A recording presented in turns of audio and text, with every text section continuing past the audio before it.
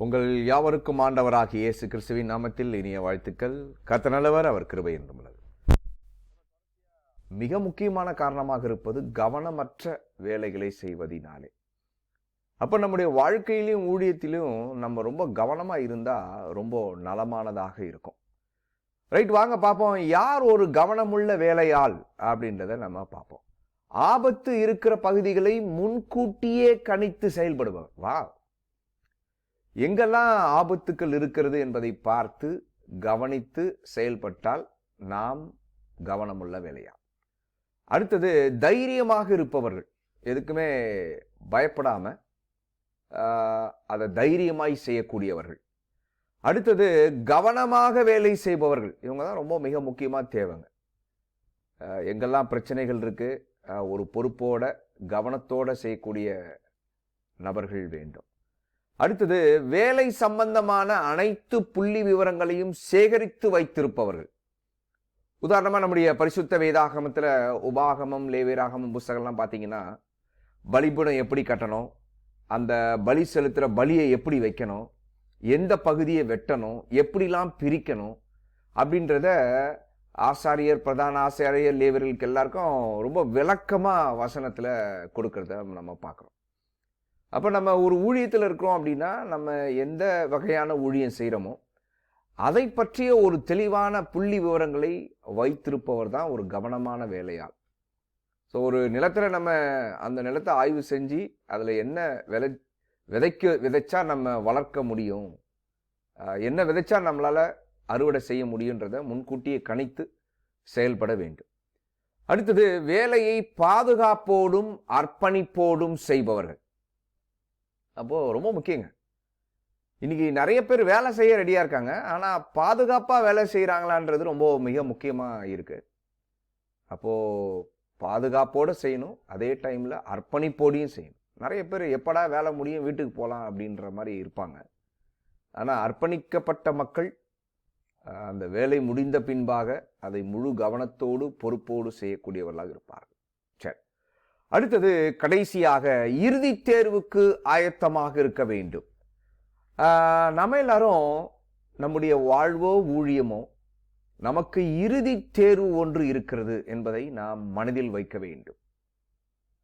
வசனங்கள் பார்ப்போம். 1 கொரிந்தியர் 3:13, அவனவனுடைய வேலைப்பாடு வெளியாகும், நாளானது அதை விளங்க பண்ணும், ஏனெனில் அது அக்கினியிலே வெளிப்படுத்தப்படும்.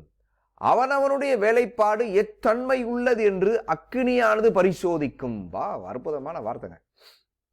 இன்னைக்கு கிறிஸ்தவ உலகத்தில் நான் பெரியவரா, நீ பெரியவரா, நான் ஆரம்பித்த ஸ்தாபனம், நான் ஆரம்பித்த சபை பெரியது, அப்படி நிறைய போட்டி, ஒருவரோடு ஒருவர் முந்தி கொள்ளும் தன்மை நிறைய இருக்கு. ஆனால் நம்ம வேதாகம கண்ணோட்டத்தோட படிக்கும்போது நம்ம யாரை முந்துறோம் அப்படின்றத விட நம்ம செய்யக்கூடிய வேலைக்கு பரிசோதனை உண்டு என்பதை நாம் நினைவில் வைக்க வேண்டும். மத்தேயு 7ஆம் அதிகாரம் 21, 22 வசனங்களில் பார்க்கும்போது, உம்முடைய நாமத்தின் நிமித்தம் அற்புதங்களை செய்தோம் அல்லவா, அதிசயங்களை செய்தோம் அல்லவா அப்படின்னு நிறைய வசனங்கள் வரும். ஆனாலும் என்னுடைய பிதாவின் சித்தத்தின் செய்படி செய்பவனே பரலோக ராஜ்யத்தில் பிரவேசிப்பையான அல்லாமல் கர்த்தாவே கர்த்தாவே என்று என்னை நோக்கி கூப்பிடுகிறவன் பரலோக ராஜ்யத்தில் பிரவேசிப்பதில்லை அப்படின்னு சொல்லுவார். அப்போ நம்முடைய வாழ்க்கை ஒரு இறுதி தேர்வுக்கு நேராக தயாராக்கி கொண்டிருக்கிறது. நம்முடைய ஊழியம் ஒரு இறுதி தேர்வுக்கு நேராக தயாராகி கொண்டிருக்கிறது. அதே போல இன்னொரு வசனமும் நம்முடைய வேதாகமத்தில் உண்டு. என்னை ஆண்டவரே ஆண்டவரே என்று சொல்லுகிறீர்கள், ஆனால் நான் சொல்லுகிறதை நீங்கள் செய்யாமல் போவதென்ன. நிறைய டைம் ஊழியங்களையும் வாழ்க்கையிலும் நமக்கு விருப்பமானவைகளை செய்கிறோமே ஒழிய ஆண்டவர் விரும்புவதை நாம் செய்கிறோமா என்பது மிகப்பெரிய கேள்விக்குறியாக இருக்கிறது. சில டைம் நல்ல விஷயங்களுமே நம்மளை சிக்கலுக்குள் கொண்டு வந்து வைக்கிறது. அதனால நம்ம எந்த ஊழியங்கள் வேலை செய்தாலும் ஆண்டவரை முதன்மையாக வைத்து அவருடைய சித்தத்தின்படி செய்தால் நிச்சயம் நாம் இறுதி தேர்வில் வெற்றி பெறுவோம், நித்திய ஜீவனுக்கு போவோம். நம் மூலமாக ஒரு கூட்ட மக்களை நம்மால் நித்திய ஜீவனுக்கு கொண்டு செல்ல முடியும். அப்போ இந்த 1 கொரிந்தியர்ல மொத்தமா நம்ம என்ன புரிஞ்சுக்க விரும்புறோம் அப்படின்னா, நம்ம எப்பொழுதுமே கிறிஸ்துவுக்குள் வளருகிற சீடராக இருக்க வேண்டும். ஏதோ ஒன்று படிச்சிட்டோம் முடிச்சிட்டோம் அவ்வளோதான், இதுக்கு மேலே படிக்கிறதுக்கு எதுவுமே இல்லை, கற்றுக்கிறதுக்கு எதுவுமே இல்லை அப்படின்னு இல்லாமல் தொடர்ச்சியாக வளரக்கூடிய சீடர்களாக நாம் மாற வேண்டும். அடுத்தது, கிறிஸ்துவுக்குள் சேவை செய்வதில் நாம் அனைவரும் சேர்ந்து செய்ய வேண்டும். ஒரு நபரால், ஒரு சபையால், ஒரு ஸ்தாபனத்தால் இந்த ஒட்டுமொத்த உலகத்தையும் நம்முடைய தேசத்தையும் தேவனுடைய ராஜ்யத்துக்கு கொண்டு வர முடியாது. அப்போது நாம் நம்முடைய கைகளை இணைக்க வேண்டும்.